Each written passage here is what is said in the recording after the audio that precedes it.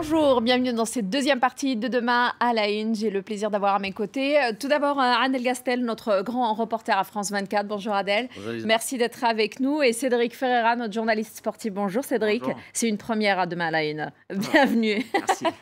Alors nous allons tout d'abord commencer avec vous Adel et avec les moines de Tibrin. Donc lundi 30 mai coïncide effectivement avec l'anniversaire de l'assassinat des 7 moines de Tibrin en Algérie. Les 7 moines ont été enlevés dans la nuit du 26 au 27 mars 1996, séquestrés pendant plusieurs semaines. Leur assassinat est annoncé le 21 mai 1996 dans un communiqué attribué au GIA. Sauf que les têtes des moines ne sont retrouvées que le 30 mai, ce qui explique donc ces dates, le 30 mai 1996. Est-ce que vous pouvez nous rappeler, Adel, tout d'abord, le contexte de cet assassinat ? C'était pendant la pire des périodes de l'Algérie indépendante. On est dans les années 90, donc il y a une interruption du processus électoral. Les islamistes sont aux portes du pouvoir, l'armée décide d'arrêter tout ça et leur fait la guerre. Donc des groupes armés essaiment dans tout le pays, sèment la terreur dans tout le pays et les étrangers deviennent une cible privilégiée. À ce moment-là, le groupe islamique armé leur ordonne de quitter le pays. Et il se trouve que parmi les étrangers, il y avait des moines français dans ce monastère de Tibrin, à une centaine de kilomètres au sud d'Alger, dans une zone montagneuse dangereuse, qui ne voulaient pas quitter le pays parce qu'ils se sont attachés à ce pays, à sa population. Et il faut savoir aussi que ce monastère existe, il est là en Algérie depuis les années 30. Donc voilà, ils restent, ils s'en vont pas, ils se parlent entre eux de la menace. Ils ont même des contacts avec les groupes armés. Ils leur demandent de l'argent, ils refusent.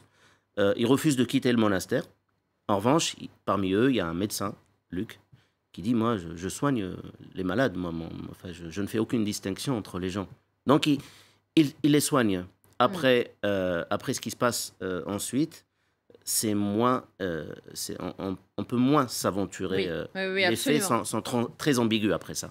Vous avez préparé donc à l'occasion de cet anniversaire un news sketching. Alors tout d'abord, qu'est-ce que c'est que le news sketching et qu'est-ce que vous avez préparé ? Le news sketching est une expression anglaise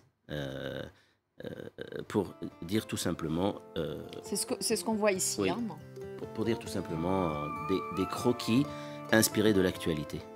Alors la nouveauté, c'est que c'est des croquis vivants. On les voit s'exécuter. Ça permet de raconter des histoires sur lesquelles on n'aurait pas pu avoir d'image, ou peut-être que si.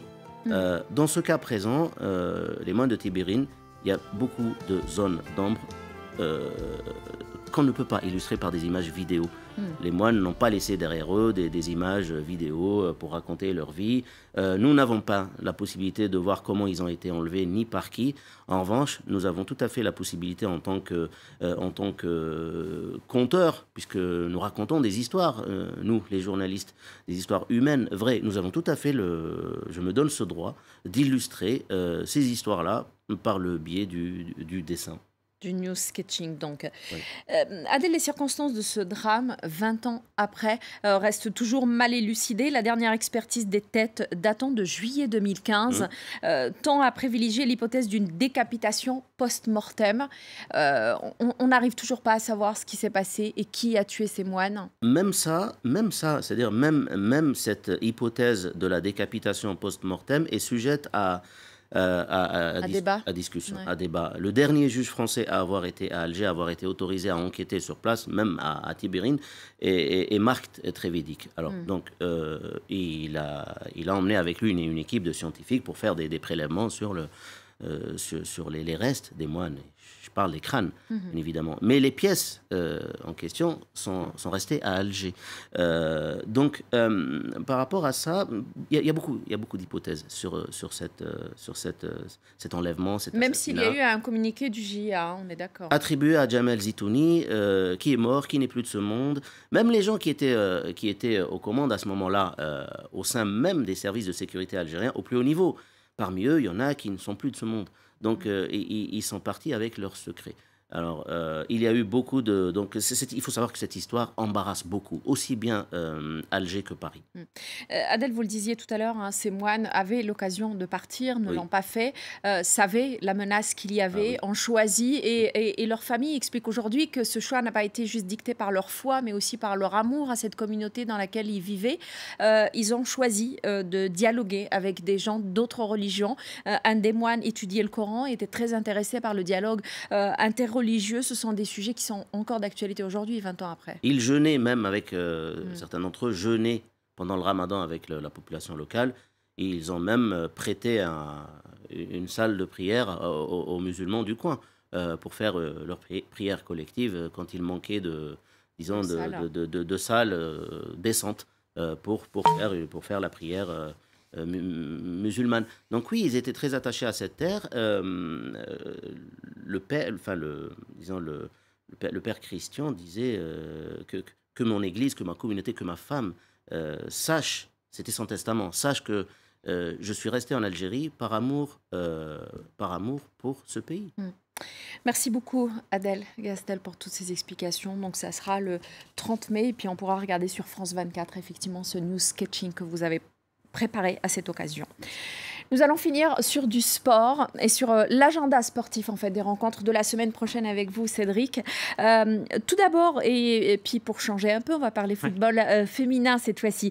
Les Lyonnaises ont reporté la semaine dernière, donc cette semaine pardon, la Ligue des champions féminines et la semaine prochaine auront lieu les matchs de la première Coupe du Monde militaire du football féminin. Le football féminin a un peu le vent en poupe en ce moment. Ouais, d'ailleurs, cette Coupe du Monde militaire, c'est intéressant de la comparer avec les hommes, puisque du côté des hommes, la première édition de cette Coupe du Monde militaire avait eu lieu en 1946, un an après la Seconde Guerre mondiale. Et donc, il a fallu attendre 70 ans pour que les femmes aient le droit aussi, pour que la même chose existe pour les femmes, sachant qu'aujourd'hui, les femmes représentent quand même 15,7% de l'armée française, ce n'est pas négligeable. Et donc, pour cette première édition, il y a 8 pays qui vont y participer. Ça se passe en France, dans la région bretonne. Il y a les Pays-Bas, le Canada, le Cameroun, la France, le Brésil, la Corée du Sud, les États-Unis et l'Allemagne. La finale, elle est programmée pour le 5 juin prochain. Elle a déjà commencé, donc il y a déjà quelques matchs du premier tour en cours. Voilà, d'après les organisateurs, l'objectif de cette Coupe du Monde féminine, c'est de promouvoir l'esprit de la nation, la pratique féminine, et de mettre en valeur les valeurs communes entre la défense et le football, c'est-à-dire tout ce qui est solidarité, esprit collectif, et la victoire notamment. Sachant aussi que l'équipe de France, dans cette compétition, a toutes ses chances de faire des bons résultats, hein, puisqu'il faut savoir que l'équipe féminine militaire existe déjà depuis longtemps. Elles avaient remporté le tournoi européen en 2014 et elles avaient fini finalistes l'an dernier lors des Jeux mondiaux militaires en Corée du Sud. Donc voilà, c'est la première édition. Donc elles ont quand même des chances. Oui. Qu'est-ce qu'on peut dire, Cédric, de la médiatisation et de la place peut-être offerte aussi dans les médias au football féminin ? Ces dernières années, c'est quand même... On voit un peu plus. Oui, on voit beaucoup plus. Hein. Il y a même des chiffres qui le résument très bien. En 2012, sur tous les événements sportifs représentés à la télévision, le sport féminin représentait 7%. Maintenant, cette année, c'est le double, donc 14%. Donc évidemment, hein, sur les compétitions, c'est la plupart du temps du football qui est diffusé.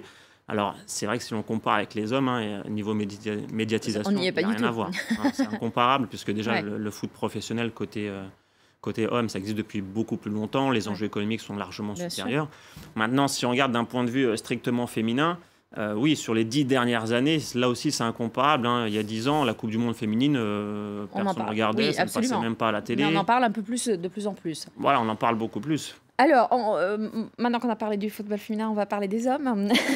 Nous allons rester sur la même thématique, donc, mais pour parler d'un match amical cette fois-ci. France-Cameroun, c'est par rapport aux Bleus, c'est un match préparatif un peu pour l'Euro 2016, mais c'est un match quand même assez important. Oui, c'est ça, c'est vraiment le premier test là pour l'équipe de France. On va vraiment rentrer dans le mode compétition pour l'Euro 2016. Hein. D'ailleurs, c'est ce que voulait le sélectionneur des Bleus, Didier Deschamps. Il a dit, voilà, le premier match, moi je veux garder parce qu'actuellement l'équipe de France a 30 joueurs, il y a les réservistes, au cas où il y a des blessés. À partir de lundi, ils ne seront plus que 23, ça sera vraiment les 23 joueurs qui vont faire l'Euro.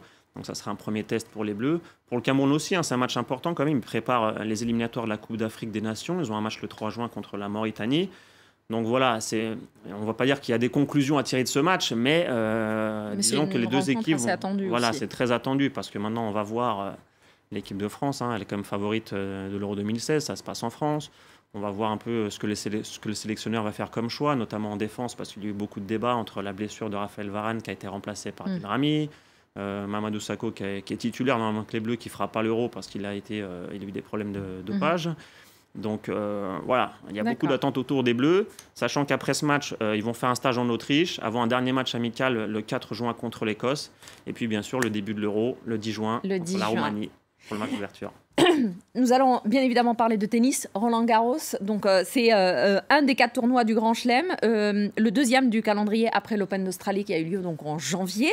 Un mot là-dessus. Alors c'est très difficile de parler de tous les matchs bien évidemment parce que ce week-end il y a encore des matchs très importants qui ont lieu. Mais qu'est-ce qu'on peut dire des grands favoris et un peu de leurs prestations jusqu'ici pendant ce tournoi et peut-être de la. On a beaucoup parlé dernièrement de Novak Djokovic et de la malédiction un peu qu'il a avec Roland Garros. Ah oui, Roland Garros pour Novak Djokovic, c'est particulier. Hein. Il compte 11 trophées majeurs dans son palmarès. Il a gagné tous les tournois du Grand Chelem, sauf Roland Garros. Voilà, il bute toujours sur ce match-là. C'est vrai que si on regarde ses 5 dernières saisons, par exemple, à Novak Djokovic, il a été quasiment tout le temps en finale ou en demi-finale et il perdait à chaque fois dans les matchs décisifs. L'année dernière contre Stanislas Wawrinka, ça a été un peu une victoire surprise d'ailleurs. Les autres fois, il butait contre Rafael Nadal. Donc voilà, cette année, il arrive bien évidemment en forme. Il a encore gagné des titres avant d'arriver à Roland Garros. Il se montre très en forme. Le début du tournoi s'est très bien passé pour lui. Est-ce qu'il va arriver au bout maintenant? C'est la grande question. Hein. Rafael Nadal qui déclare forfait de toute manière pour une blessure au poignet. Donc peut-être ça fait quelqu'un de moins face à Djokovic. Exactement. Pour Novak Djokovic, c'est une bonne nouvelle. Hein. Ouais. Rafael Nadal, en plus, qui avait très très bien commencé à Roland Garros. Il arrivait vraiment en forme. Et la prestation des Français? Alors, côté français, il y a évidemment plein de Français qui ont déjà été éliminés. Jo-Wilfried Tsonga, pour le moment, il a été plutôt convaincant. Donc, est-ce qu'on peut attendre une victoire française cette année? Je pense que non. Honnêtement, il y a quand même encore un monde d'écart entre les 3-4 meilleurs joueurs mondiaux et les Français. Jo-Wilfried Tsonga, notamment, c'est la plus grande chance française. Ouais. Maintenant, on n'est jamais à l'abri d'une surprise. Hein. Il y a quelques années, Tsonga avait atteint les demi-finales. Donc, à suivre. Répéter, ouais. Merci beaucoup, merci Cédric, et merci encore Adèle pour avoir participé donc à cette deuxième partie. Merci à vous de nous avoir suivis pour ce nouveau numéro de Demain à la Une. Je vous retrouve avec le même plaisir la semaine prochaine sur France 24. Et en attendant, n'oubliez pas que l'avenir n'est qu'un présent qui s'ignore. Bon week-end.